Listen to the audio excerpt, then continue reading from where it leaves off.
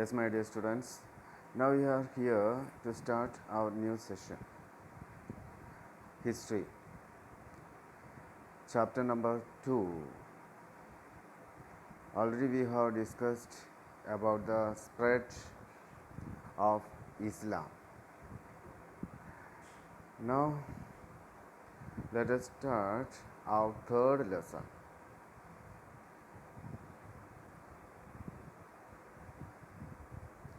The Delhi Sultanate. First topic, Turkish conquest of North India. The 11th century AD, most of the rulers in North India were weak.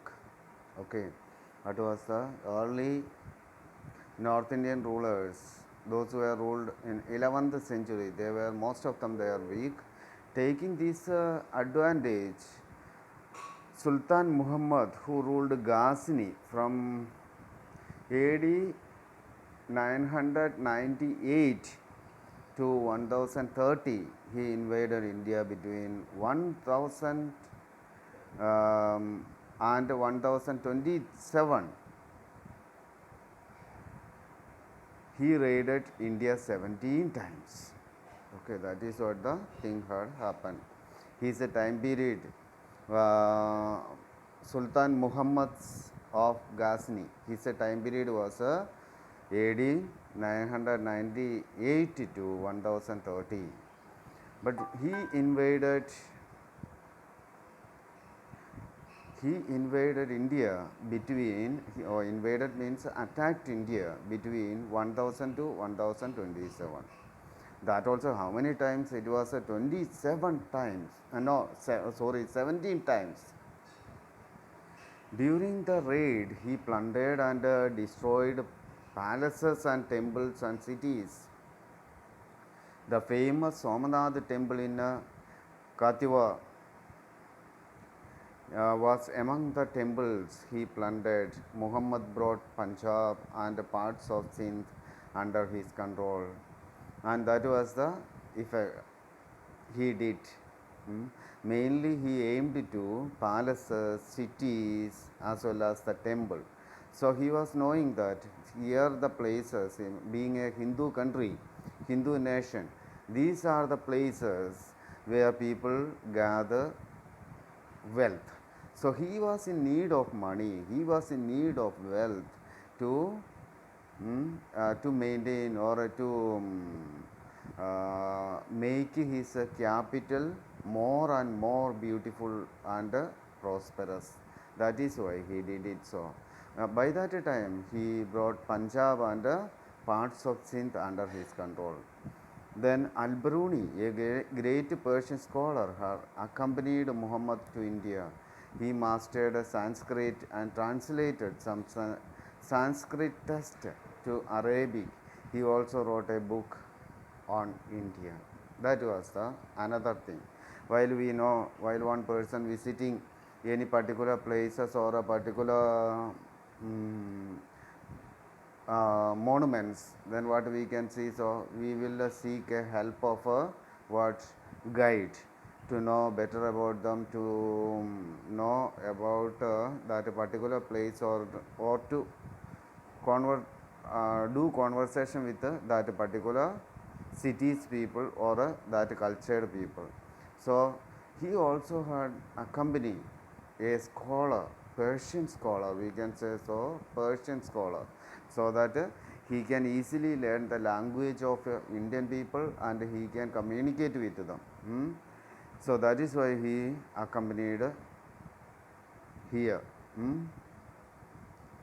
And now next topic, Muhammad Ghori's invasions. In 1173, Ghazni was annexed by Ghorid dynasty based on Ghor in Afghanistan. And Ghazni, Muhammad Ghazni was attacked India how many times? 17 times. Now, after some years, what was happened? This Ghazni dynasty was annexed, conquered by another dynasty. That is what the Ghorid dynasty. That people, that kings was based on Ghor, based at Ghor in Afghanistan. Early people, early ones, early kings were Persian ones. Now these were Afghanistan. A Ghorid ruler named Muhammad Ghori decided to expand his empire into India. That was happened. Muhammad Ghori. He had planned, or he attacked India. By 1190 or 1190, Muhammad Ghori's territories included Punjab and Sindh.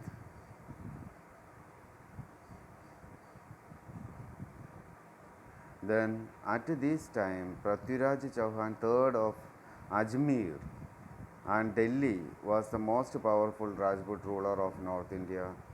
But this time there was one powerful ruler whose time? Ghori's time. Okay, one powerful ruler was in India. His name was Prithviraj Chauhan III. But what about the time of Muhammad Ghazni? The Indian rulers were weak ones. But here one powerful ruler. And he wanted to control Punjab. So same time this also. This Punjab and Sindhu was under the control of who's Muhammad of Ghazni. And Muhammad Ghori wanted to get the control of Sindh and Punjab. So same aim was there who Prithviraj Chauhan also. Prithviraj Chauhan also planning to do it the same. This led to two wars between Muhammad Ghori and Prithviraj Chauhan on the battlefield on Tharain near Delhi. Because of this wish to get control over Punjab and Sindh, both kings, Prithviraj Chauhan as well as Muhammad Ghori, started to fight. There was a two war. First war, what was the result of first war? Prithviraj Chauhan won. Muhammad Ghori lost the war. In the first war, it was in 1191. Prithviraj defeated Muhammad Ghori in the second battle. But what was happened? Prithviraj, after gaining the war, Prithviraj Chauhan didn't kill the Muhammad Ghori. He left him free. That caused difficulty for him. In the very next year, what was happened? Muhammad Ghori defeated Prithviraj Chauhan. Again he attacked India and he defeated Prithviraj Chauhan. He didn't show any concern to Prithviraj Chauhan and he killed him. Then Muhammad Ghori occupied Delhi and Ajmer. And 1194, he defeated the ruler of Benares and Kanauj. After this, Muhammad Ghori returned to Ghor, leaving his Indian territories in the charge of his trusted slave and able general Qutbuddin Aibak. Qutbuddin Aibak. This was the situation. And now, dear students,